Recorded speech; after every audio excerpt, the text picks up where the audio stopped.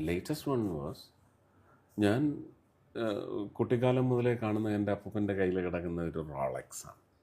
ഒരു full gold Rolex. അതിൻ്റെ ഡയലും ഗോൾഡാണ്, എല്ലാം ഗോൾഡാണ്. അപ്പോൾ ഒരു ഭയങ്കര ലൂസായിട്ട് കിടക്കുന്ന അത് ഞാൻ പലപ്പോഴും ഇങ്ങനെ റോളക്സാണ്, ഇത് ഭയങ്കര കിട്ടാക്കനിയാണ് എന്നൊക്കെ പറഞ്ഞ് ഇങ്ങനെ പറഞ്ഞ് അപ്പോൾ ഞാൻ വിചാരിച്ചു ഇത് വില്ലിലൊക്കെ എഴുതി വെക്കും ഇങ്ങനത്തെ വാച്ച്. അപ്പോൾ റോളക്സ് മാത്രമാണ് അങ്ങനെ വില്ലിൽ എഴുതി വെക്കുന്നതും, പിന്നെ റോളക്സ് മാത്രമാണ് നമുക്ക് ബാങ്കിൽ കൊണ്ടുപോയി പണയം വെക്കാവുന്ന ഒരു വാച്ചും, വേറൊരു വാച്ചും വെക്കാനൊക്കത്തില്ല.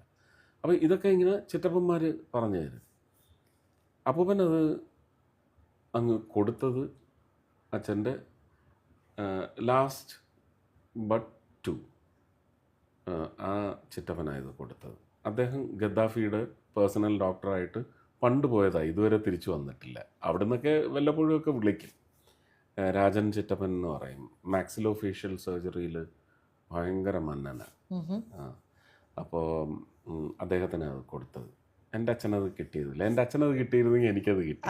അപ്പോൾ അങ്ങനെ ഒരു കൊതി ഉണ്ടായിട്ടുണ്ടോ, എൻ്റെ അച്ഛന് കിട്ടിയിരുന്നെങ്കിൽ എനിക്ക് റോളക്സ് ഉണ്ടാകും. ഞാനിത് യോട്ട് മാസ്റ്റർ ഇറങ്ങുന്ന സമയത്ത് ദുബായിലൊക്കെ പോയി വാങ്ങാൻ ഒരുപാട് ശ്രമം നടത്തി. പക്ഷെ ഞാൻ അന്ന് അത് വാങ്ങാൻ പോകുന്ന സമയത്ത് ഈ വാച്ചിനെ കണ്ട് 28 lakhs-ആണ്.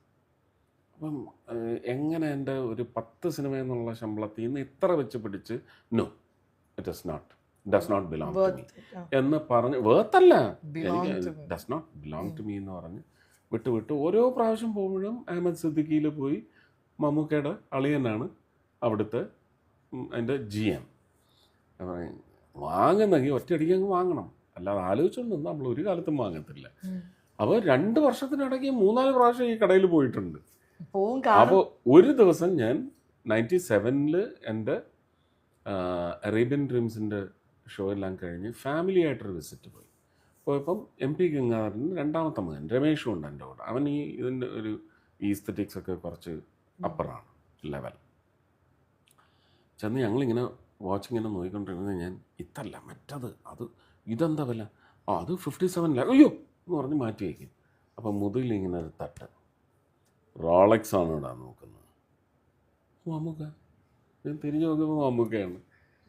റോളക്സ് ഒക്കെ എന്തോന്ന് വാങ്ങിച്ചാൽ അതൊക്കെ എടുത്ത് കാണാം, നീ ആ പിയാജറ്റ് വാങ്ങിക്കും.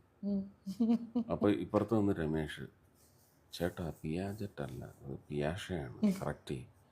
ഞാൻ പറഞ്ഞു അങ്ങനെ വായിരിക്കുന്നത് നമുക്ക് കേൾക്കാം, അത് വേണ്ട. ഓക്കെ, ഞാൻ പറഞ്ഞു നമുക്ക് എൻ്റെ അപ്പൂപ്പനൊരു റോളക്സ് ഉണ്ടായിരുന്നു.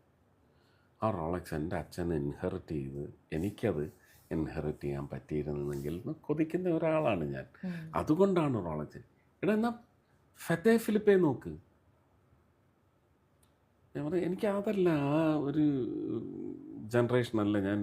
എനിക്ക് എന്നാൽ പിന്നെ നീ റോളക്സ് ഉണ്ടാക്കും എന്ന് പറഞ്ഞിട്ട് ഞാൻ പോകണം എന്നൊക്കെ പറഞ്ഞിട്ട് പുള്ളി അപ്പുറത്തോട്ട് പോയി അടുത്ത കടയിൽ കയറി, അങ്ങനെ അങ്ങ് പോയി. അപ്പം ഈ എപ്പിസോഡ് ഇപ്പോഴും എൻ്റെ മനസ്സിലുണ്ട്. ഇത് ഞാൻ ഈ പാപ്പൻ്റെയോ മൂസയുടെയോ എനിക്ക് തോന്നുന്നു ഗരുഡൻ്റെയോ പ്രൊമോഷൻ്റെ സമയത്ത് ഇത് ഞാൻ പറഞ്ഞിരുന്നു. ഇപ്പോൾ 2025 മിനിസ്റ്റർ ഓൺ ഡ്യൂട്ടി എന്ന നിലയ്ക്ക് ദുബായിലെ ക്രൗൺ പ്രിൻസിന് സ്വീകരിക്കാൻ എന്നെയാണ് പെട്ടെന്ന് 2 ദിവസം മുമ്പ് എടുത്ത തീരുമാനമാണ്. അമെൻമെൻറ്റ് പാസ്സാക്കി 4-ാം തീയതി ഞാൻ തിരിച്ചിവിടെ കൊച്ചിയിലെത്തി. 5-ാം തീയതി രാത്രി എനിക്ക് മെസ്സേജ് വരുന്നു, 8-ാം തീയതി you have to receive the crown prince, which is a huge responsibility. ഞാൻ ആ പടം അന്തം വിട്ടുപോയി. ഞാൻ പടച്ചടിച്ച് അപ്പം തന്നെ ഷൂട്ടിംഗ് 5-ാം തീയതി തുടങ്ങാനുള്ളത് മാറ്റി വെച്ച് 9 ആക്കിയിട്ട് 10 ആക്കിയിട്ട് നേരെ ഇവിടുന്ന് തിരിച്ച് ഡൽഹിക്ക് പോവുക. അവിടെ ചെന്ന് ഞാൻ എന്നെ തന്നെ ട്രെയിൻ ചെയ്യുക, എങ്ങനെയൊക്കെ ആയിരിക്കണമെന്ന്. നമുക്ക് അവിടെ ചെല്ലുമ്പോൾ കറക്റ്റായിട്ട് ക്ലാസ്സൊക്കെ കിട്ടും, എയർക്രാഫ്റ്റിൻ്റെ താഴെ ചെല്ലുമ്പോൾ. റിസീവ് ചെയ്തു. ഭയങ്കര അക്വലൈഡ്സ് ആയിരുന്നു അതിന്. കേരളത്തിലുള്ളവർക്കെല്ലാം ഭയങ്കരമായിട്ട് ഇഷ്ടമായി, ദുബായിലുള്ളവർക്ക്. ഇതെല്ലാം കഴിഞ്ഞ് തിരിച്ച് അദ്ദേഹം പോകുന്ന സമയത്തും ഞാനിതുപോലെ പോയി നിന്ന് അദ്ദേഹം വന്ന് എൻ്റെ അടുത്ത് കുറച്ച് നേരം സംസാരിച്ചു.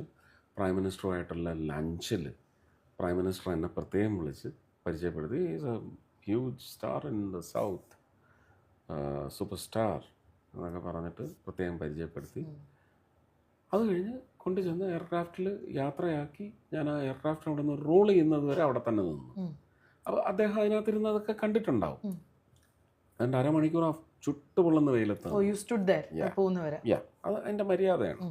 ഇതെല്ലാം കഴിഞ്ഞ് ഞാൻ ഷൂട്ടിങ്ങിന് വന്ന് 19th ജോയിൻ ചെയ്തു. ഹാർഡ്ലി ഐ തിങ്ക് ഒരു 14 days ആയിട്ടുണ്ടാവും. എനിക്കെൻ്റെ ഡൽഹി റെസിഡൻസിയിൽ നിന്ന് മെസ്സേജ് വന്നു,